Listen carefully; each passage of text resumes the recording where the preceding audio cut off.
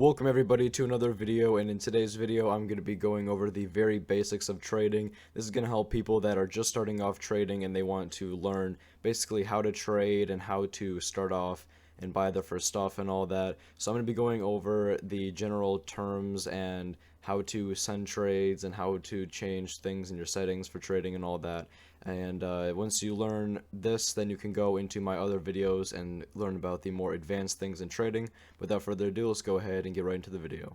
So when you are on Roblox and you want to start trading, I'm not sure how much you're going to be starting with. It really doesn't matter. You can start trading with any amount. You just need a limited item. Now a limited item is you can find in the avatar shop. If you go to, you can search it by collectibles, just like that. And any of these things that say limited you or limited are going to be items that you can trade with. And if you want to go to low to high, you can find out what your cheapest limiteds are going to be. So these right here are going to be your cheapest limiteds. And the best way to buy your first limited though is heading over to rollymons.com, and if you go to the deals category, you can get deals on items here, and that's the best way to buy items.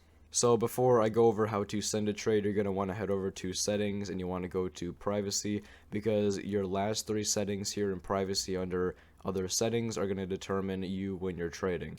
So the who can see my inventory one, you want to make sure that is set to everyone, and then your trade quality filter you want at least low or more. So what the trade quality filter is going to do is make it so people can't send as bad of trades, and it'll filter out people who are trying to send bad trades. And you might have to change this to none if someone is trading you an item that has like just a really low wrap but really high value. It can happen sometimes with bigger items, but right here with the who can see my inventory, you want to make sure that's on everyone so people can see what items you have when you're trading. And then right here, who can trade with me, this one kind of varies on what you want to do. A lot of people have it on everyone, so then they get trades from everyone, and it's just there when you go to their profile and you trade them. But I prefer doing the friends, users, follow, and followers, so when people go to send you a trade or you go to send other people a trade, they have to be following you or you have to follow them to actually send that trade, or they can be your friend, and it just prevents the trade bots, and I prefer that. You do what you want. If your account is under 13 though, you have to have it as friends. So I guess it kind of depends. If your account is under 13 and you have it set to friends, that kind of sucks because it's a pain to trade that way. But yeah, just at least have it on everyone or this one if you can. Okay, so now that you have gone over the settings and all that, and you want to go ahead and send your first trade, so let's say you meet someone in Roblox and you want to send them a trade. We're going to use one of my friends, Fungus Data V3, for this. I'm going to go ahead and search them up in people. You just want to search them on a separate tab. If you have two monitors, it's perfect, because on one monitor you can have your game, and the other monitor you can have your trading tabs, I guess you could call it. So let's say I am, actually he follows, or we're friends, so I don't even have to follow him. So when you get to the person's profile, depending on their settings, you may have to add them if their account is under 13. But depending on your settings, if you have your settings on everyone, then you can just simply go up to these three dots, click that, and then you'll find the trade items thing. Now if the trade items thing does not pop up, then either you or their settings have it where you either have to follow them or you have to add them. So what you can do is you can click follow, and then after you click follow, you have to refresh the page, and then you go ahead and you click trade items, and then here is where your items will pop up. So basically, to send an item for an item or items for an item, what you can do is you click on whatever items you want to send. Say I want to send these over, and then you can also use these arrows to kind of go through your items and stuff like that. And you know, say I want his, where is it? He's got so many items, oh my gosh. Yum, perfect, just like this. So then you can send over the trade. Okay, I want to do this, and then you just click make offer, and then it says, are you sure you want to send this trade request? And then you click send. So that's like the basic version of trading. Now what I recommend doing is, let's just use these, this is that exact trade. You want to go over to rollymons.com, and then you want to go to the trading, and then you want to go to the trade calculator, and here is where you can calculate the trades. And if you click, if you verify your account on Rollymons, and then you go to only show my inventory, it's a shortcut to actually get your items right here, so you can just go ahead and click them. So there's that one, and then go down here, we got that and that. So that is on my side of the trade. Okay, and then they've got Yum. So let me look up Yum. Okay, 320, and just like that. So that is how you can basically see the values and the wrap of items, and you can send off trades just like that.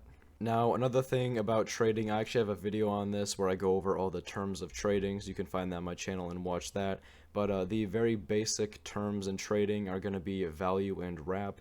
Now, wrap is the recent average price of the items. Now, if I go to the filter here, so an item like this that doesn't have a value, or like this one that doesn't have a value, it's just a wrap-based item.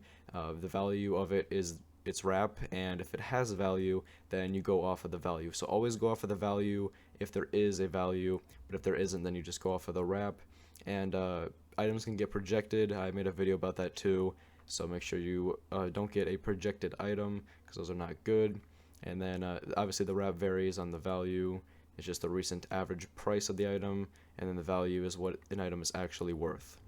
So once you have either sent or received a trade, basically how you can go ahead and check that is if you go to your Roblox homepage and then you go to the trade thing here. So you want to go and click trade, and it'll show how many trade requests you have, so you can see if you have a trade inbound or not by even, clicking on this.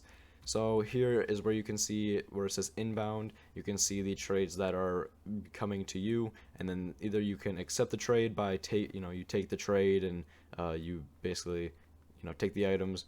You can counter the trade, and if you click counter, then you can basically send the trade back but changed.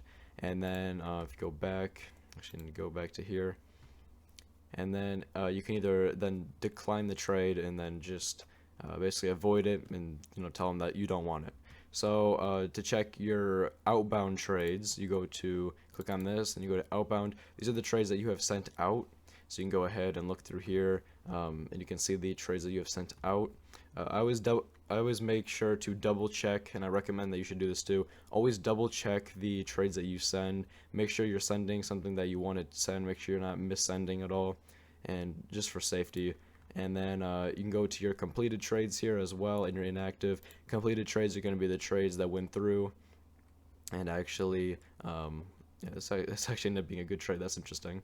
But yeah, the trades that actually went through, and then inactive is the trades that did not go through and were declined, and that is very mean. Wow. Biofab. So yeah, for the most part, I think that is gonna be it for the basics of trading. I went over, I think, about all I can for the very, very basics of trading. But if you have any other questions or comments or video ideas for me in the future, let me know. And yeah, so hopefully this video did help if you were new to trading, or maybe you just learned something new. And yeah, I'll see you guys in the next video. Peace.